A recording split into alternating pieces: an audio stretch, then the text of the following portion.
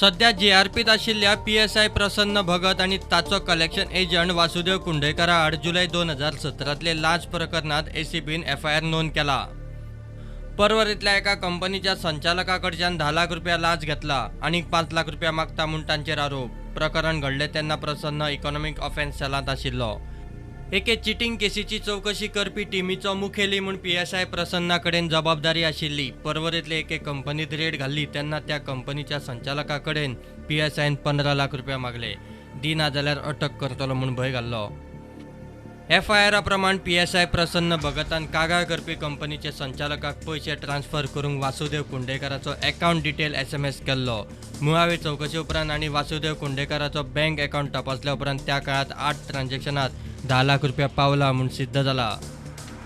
2011 PSI प्रसन्न भगता आड लाच मागल्या म्हूण केस जाल्ली। हे प्रकरणात 10,000 रुपयांची लाच घेतल्या म्हूण फाटल्या जानेरात दक्षिण गोंय सेशन्स कोर्टान ताका 2 वर्सांची बंडखण फरमायिल्ली।